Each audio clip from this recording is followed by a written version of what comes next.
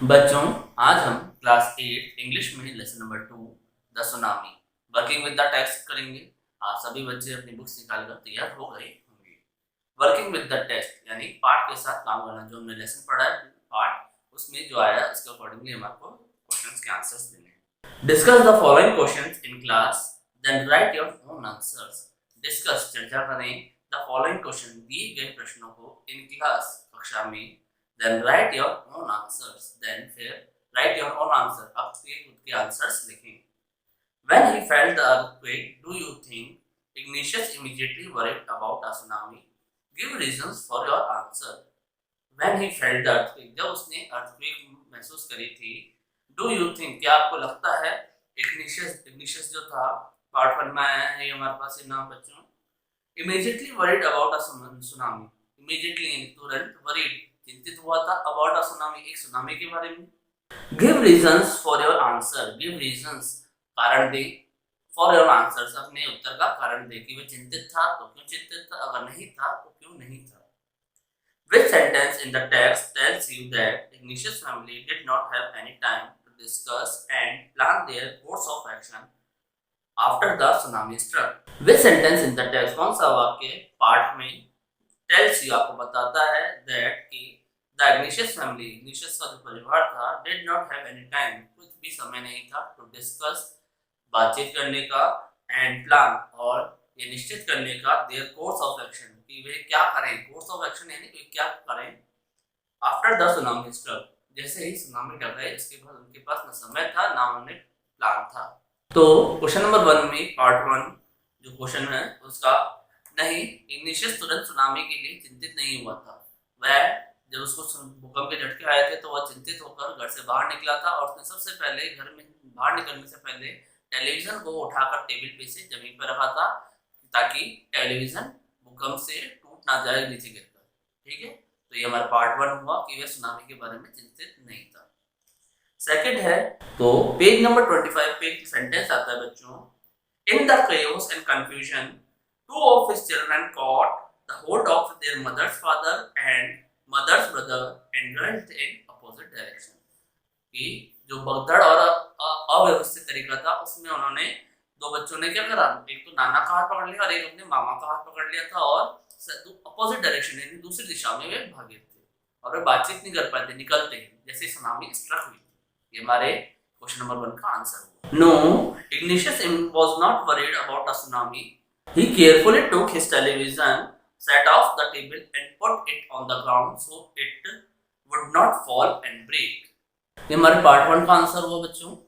Part 2 है the sentence, इसमें से आ जाएगा the sentence in the text tells that the Ignatius family did not have any time to discuss their plan of action after the tsunami struck was, in the chaos and confusion two of his children caught hold of their mother's hands of their mother's father and mother's brother and rushed in opposite direction। ये हमारा इसका answer होगा। ठीक है, ये हमारा answer number 1 हुआ।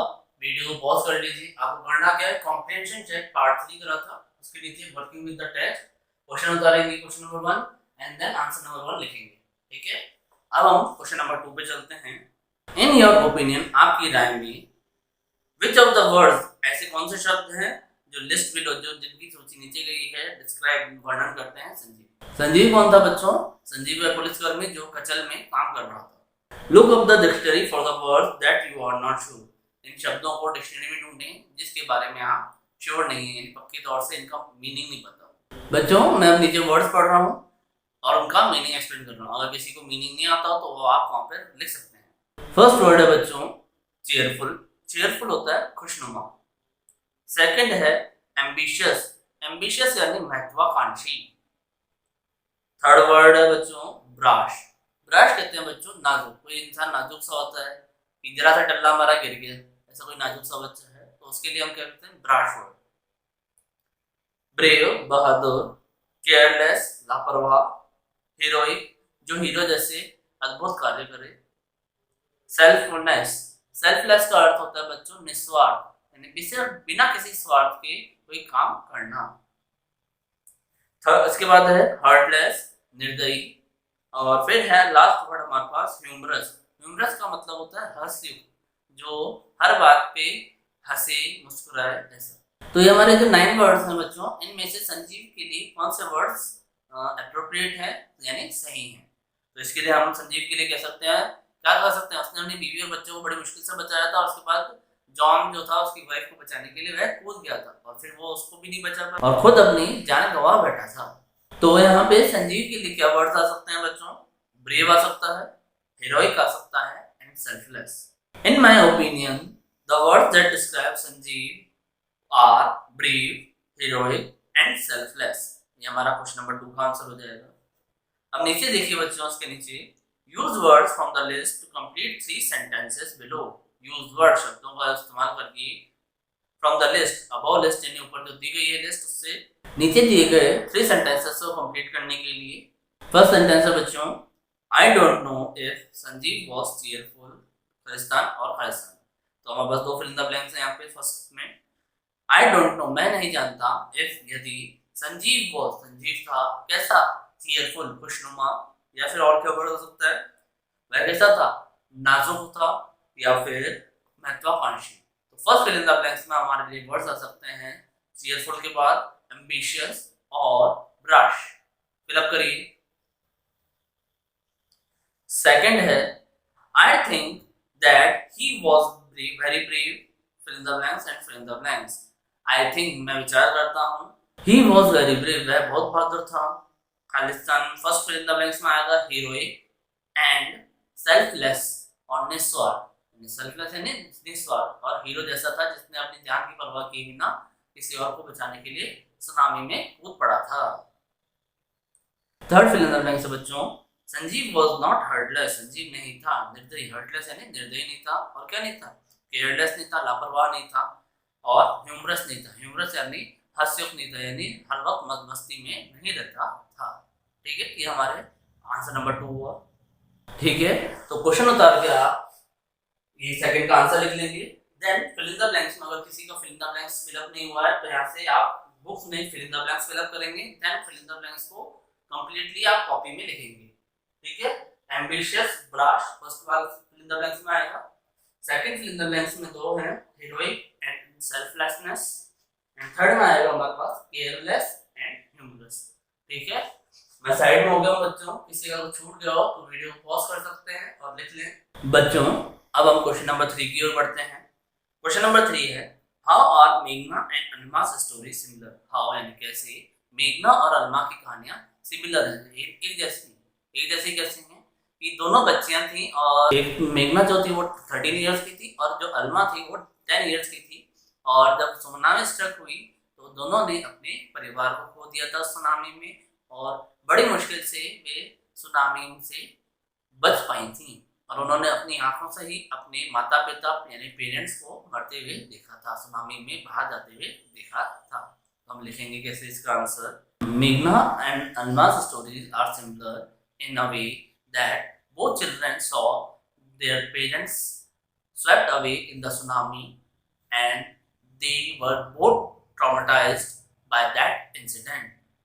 ये हमारा इसका आंसर होगा। बच्चों ये हमारा आंसर नंबर 3 हुआ। वीडियो पॉज कर लीजिए और ये लिख लीजिए, What are the different ways in which Lily's parents could have reacted to her behavior? ऐसे कौन कौन से तरीके हैं कि लिली के माता पिता उस दूसरे तरीके से व्यवहार करते हैं लिली के साथ।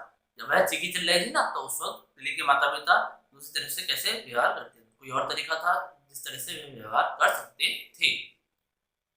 What would you have done if you were in their place? आप क्या करते यदि आप उनकी जगह होते? किनकी जगह? लिली के माता पिता की जगह। The different ways in which Lily's parents reacted were, क्या क्या हो सकते थे कि वो उस पर गुस्सा कर सकते थे, उसे डांट सकते थे, फटकार सकते थे, ऐसे चिल्लाओ मत, ऐसे तमाशा मत करो, क्रिसमस है, एंजॉय करो, ये सब चीजें उसे बोल सकते थे। तो हम इसे लिखेंगे कैसे, They could have reacted differently by scolding her, उसे डांट करके, for screaming and creating a scene on the Christmas, Christmas की नेक्स्ट जो डे था उस दिन सीन क्रिएट करके बीच पर बीच रिजॉर्ट पर उसके लिए उसे डांट सकते थे। And they would have said, और वे कह सकते थे दैट कि enjoy the Christmas on the beach, beach पे क्रिसमस को एंजॉय करो। दूसरे तरीके थे जिसपे लिली के पेरेंट्स ऐसा व्यवहार कर सकते थे।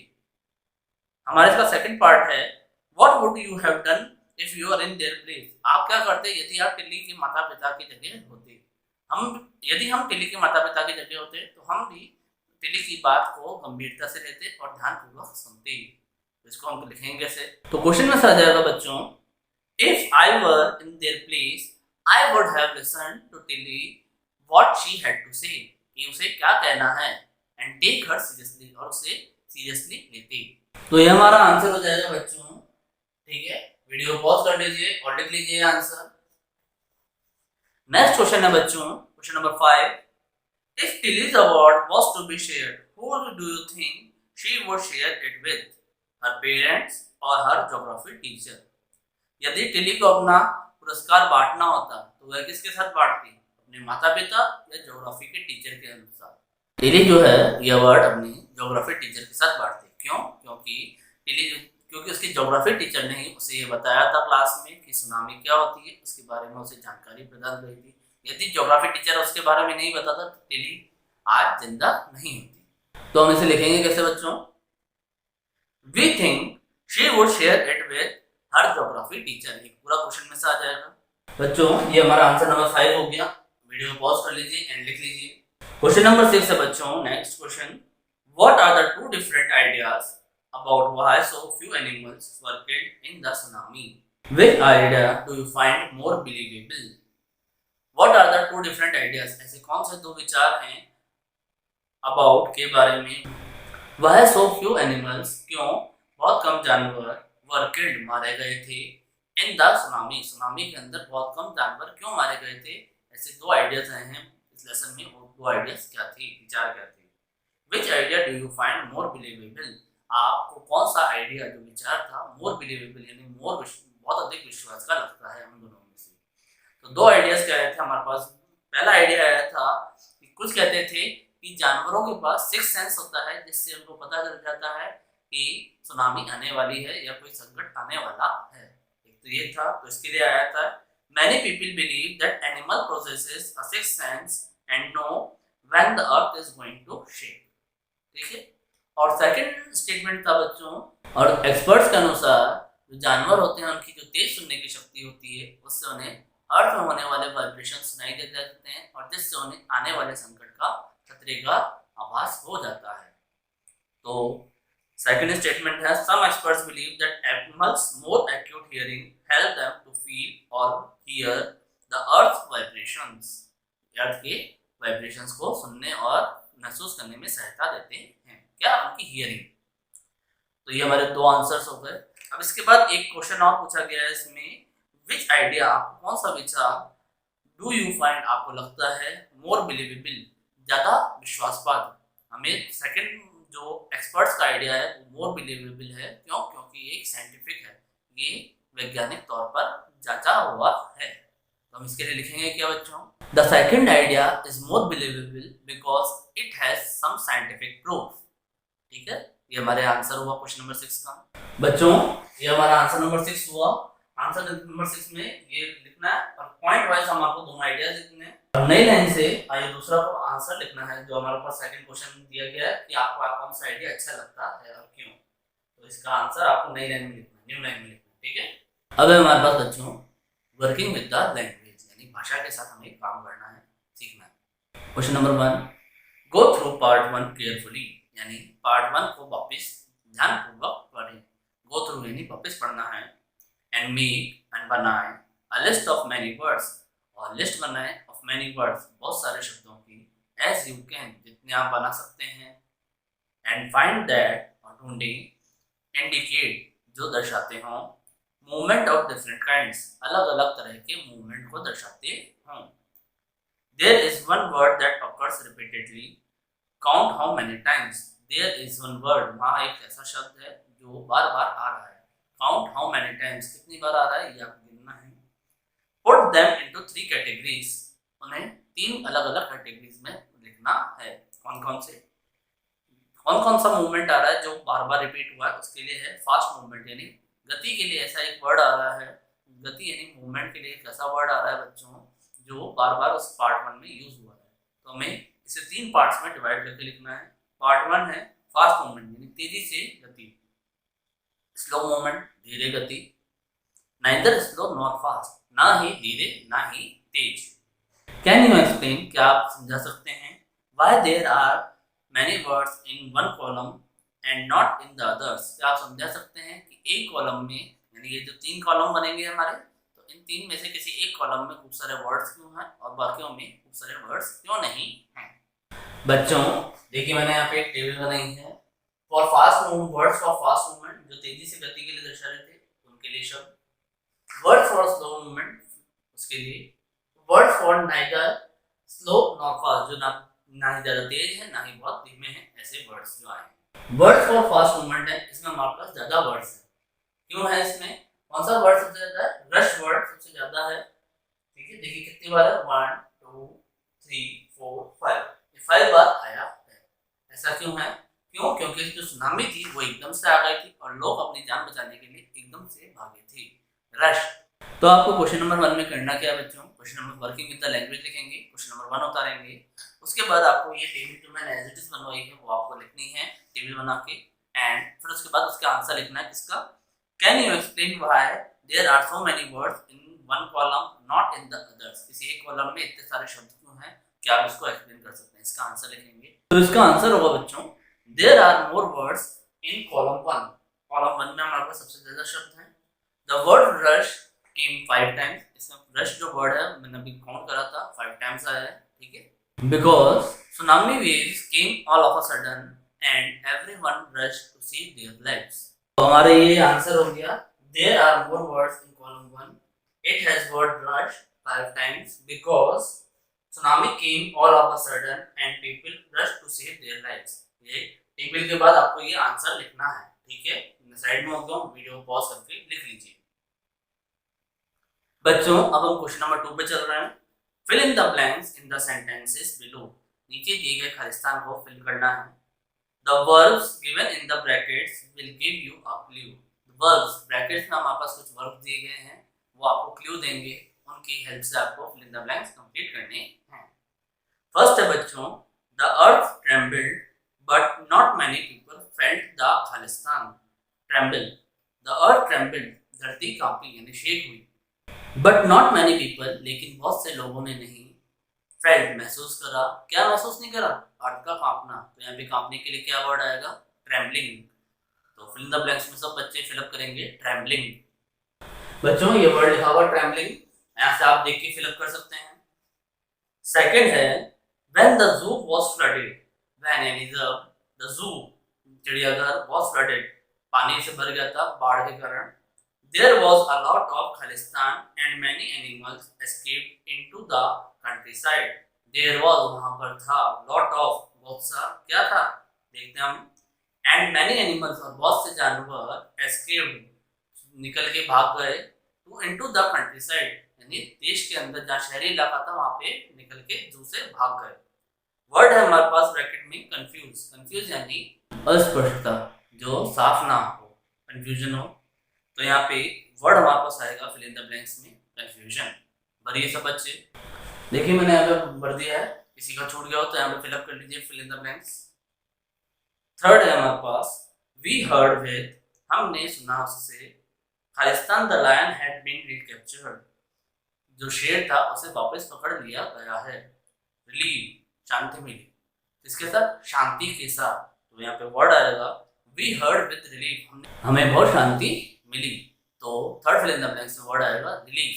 भरिए ये रहा वर्ड बच्चों वर्ड। फोर्थ है बच्चों हमारे पास, the zoo keeper was stuck in a tree. जो जू कीपर था चिड़ियाघर का रखवाला, वाज स्टक, वो फंस गया था, इन अ ट्री, एक पेड़ में। हिज खालिस्तान was filmed by a TV crew. His खालिस्तान, उसका बचाव, वाज फिल्म्ड, चित्रित किया गया था, बाय अ टीवी क्रू, एक टीवी क्रू के द्वारा चित्रित किया गया था।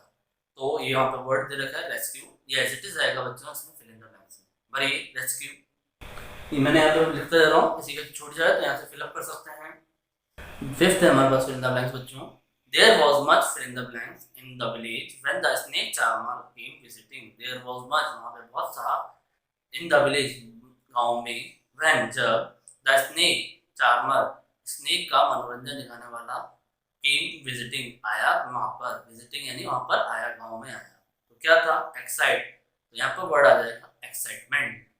There was much excitement in the village. Excitement भरिए से। यहाँ हमारे 5 इन द ब्लैंक्स फिलअप कर लिखे हुए हैं, आप अपनी बुक्स में फिलअप कर सकते हैं। क्वेश्चन नंबर 3 है study the sentences in column A and B. Column A और कॉलम बी में हमारे को जो सेंटेंसेस दिए गए हैं उन्हें पढ़ना है और समझना है।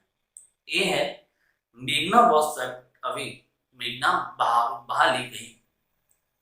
बी है द वेव स्वेप्ट मेघना अवे, बी में क्या है? लहरों ने मेघना को बहा लिया। अलमा's grandfather was hit on the head, अलमा के दादाजी को जो सिर पे लगी। Something hit अलमा's grandfather on the head, कुछ सलमा के दादाजी के सिर पर लगा। 60 विजिटर्स वर वॉश्ड अवे, 60 विजिटर्स जो थे वो बह गए। The waves washed away 60 visitors, जो लहरें थी वो 60 विजिटर्स को बहा ले गई। No animal carcasses were found, किसी भी जानवर के कंकाल नहीं मिले। People did not find any animal carcasses, लोगों को किसी भी जानवर के कंकाल नहीं मिले। ये हमारे पास कॉलम ए और कॉलम बी के सेंटेंसेस थे। कॉलम ए के सेंटेंसेस जो हैं बच्चों वो पैसिव वॉइस में है, ठीक है। वो हमारे को कैसे पता चल रहा है? क्यों? क्योंकि यहाँ पे जो हमारी वर्ब्स हैं वो पैसिव वॉइस में है। कौन कौन सी? Was swept away first sentence में, सेकंड में है वॉज हिट, थर्ड में है were washed away, fourth sentence में है वर फाउंड। ये हमारी पैसिव वॉइस की वर्ब्स को शो कर रहा है, ठीक है। और यहाँ पे जो सेंटेंस हैं, 4 सेंटेंसेस हैं जो हमारे कॉलम ए में, उसमें डूअर नहीं है, यानी कर्ता का मेंशन नहीं किया गया है। तो इसलिए हम कह सकते हैं कि जो सेंटेंस कॉलम ए की जो सेंटेंसेस हैं वे पैसिव वॉइस के सेंटेंसेस हैं। वहीं कॉलम बी में जो सेंटेंसेस हैं वे एक्टिव वॉइस के सेंटेंसेस हैं। कैसे? यहाँ पे डूअर का मेंशन है कि जैसे फर्स्ट सेंटेंस में पढ़ रहा हूँ, द वेव्स स्वेप्ट मेघना अवे, मेघना बहा गई लेकिन किसके? वेव्स के द्वारा। तो यहाँ पे डूअर आ रहा है द वेव्स, समथिंग हिट ये भी डूअर है, द वेव्स वॉश्ड अवे यहाँ पे द वेव्स डूअर आ रहा है। People did not find any animal carcasses में पीपल हमारा डूअर है, ठीक है। तो जो कॉलम बी है बच्चों, उसमें हम कह सकते हैं कि कॉलम बी के जो सेंटेंसेस हैं वो एक्टिव वॉइस के हैं। नेक्स्ट पेज पे हमारे को यही बात एक्सप्लेन किया गया है ऊपर। फिर उसके बाद एक क्वेश्चन आता है, say whether the following sentences are in active और पैसिव वॉइस। से बताइए वेदर द फॉलोइंग स्टेटमेंट, नीचे जो स्टेटमेंट्स दिए गए हैं वह एक्टिव वॉइस में है या पैसिव वॉइस में, ये हमारे को बताना है।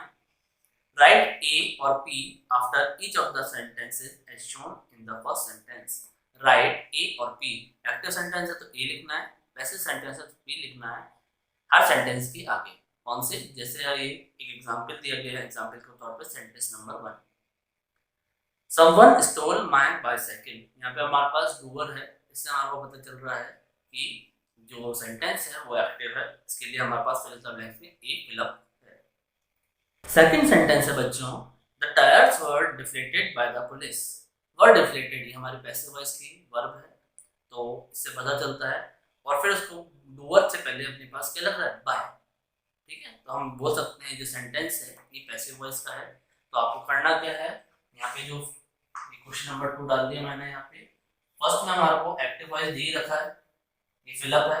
सेकंड में हमारे पास यहाँ पे पैसिव वॉइस का पी फिलअप कर लेंगे, ठीक है। थर्ड सेंटेंस है हमारे पास, I found it last night in a ditch near my house. I found it, मैंने इसे ढूंढा, लास्ट नाइट पिछली रात को, इन अ डिच एक गड्ढे में, नियर माय हाउस मेरे घर के पास जो एक गड्ढा है मैंने उसे वहां ढूंढा। तो यहाँ पे आई आ रहा है जो हमारे को डूअर मेंशन कर रहा है, और ये फाउंड जो है वर्ब वो हमारे को एक्टिव वॉइस की वर्ब है। तो ये सेंटेंस का हो जाए एक्टिव वॉइस। तो फिल इन द ब्लैंक्स में थर्ड की में आप फिलअप कर लीजिए, ठीक है। फोर्थ सेंटेंस है बच्चों, it had been thrown there, इसे वहां फेंका गया है। अब वहां फेंका गया है, यहाँ पे हैड बीन थ्रोन ये आ रहा है अपने पास वर्ब, तो हम इससे बोल सकते हैं कि ये पैसिव वॉइस की वर्ब है, ठीक है। और एक और चीज है कि यहाँ पे डूअर का मेंशन नहीं हुआ है, किसके द्वारा फेंका गया हमारे को ये नहीं पता, किसी के द्वारा भी फेंका जा सकता है, जरूरी नहीं कि मैंने ही फेंका हो, कोई और भी फेंक सकता है, ठीक है ना। यहाँ पे डूअर मेंशन नहीं है इसलिए जो हमारा सेंटेंस है fourth, it had been thrown there, ये पैसिव वॉइस का है। फिलअप करिए पी फोर्थ वाले में। फिफ्थ बच्चों, my father give it to the mechanic, मेरे पिताजी ने इसे मैकेनिक को दिया। तो ये सेंटेंस क्या है, एक्टिव वॉइस का वर्ब है गिव, तो हमारा जो सेंटेंस है वो एक्टिव वॉइस का होगा। फिलअप करिए फटाफट एक्टिव का ये। और लास्ट सेंटेंस है हमारा six, the mechanic repaired it for me, repaired ये हमारी वर्ब जो है एक्टिव वॉइस की है, तो हमारे इसमें भी क्या आएगा, एक्टिव का ए। फिलअप करिए लास्ट में भी ए। ठीक है बच्चों, ये हमारे क्वेश्चन नंबर 2 के फिल इन द ब्लैंक्स। और ये हमारे क्वेश्चन नंबर 3 में जो एक्टिव पैसिव वॉइस बताना है, मैं गलत डाल के नंबर यहाँ पे। क्वेश्चन नंबर 3 है बच्चों, तो एक्टिव पैसिव वॉइस हमारे को बुक में पढ़ना है। तो आपको करना क्या है, मैं आपको आपका होमवर्क वापस रिपीट कर देता हूँ। जो मैंने क्वेश्चन आंसर्स आपको एक्सप्लेन करे हैं, इनके क्वेश्चंस उतार के आपको क्वेश्चन आंसर करने हैं। Then working with the language करके क्वेश्चन नंबर 1 को टेबल बनवाई थी, उसके नीचे एक आंसर लिखा था वो लिखना है। देन बुक से आपको क्वेश्चन नंबर 2 करना है, और क्वेश्चन नंबर 3 में आपको ये क्वेश्चन नंबर 3 यहाँ से नहीं उतारना है। पेज नंबर 22 पे क्वेश्चन नंबर 3 यहाँ पर डालेंगे, see whether the following statements are active voice, active और पैसिव।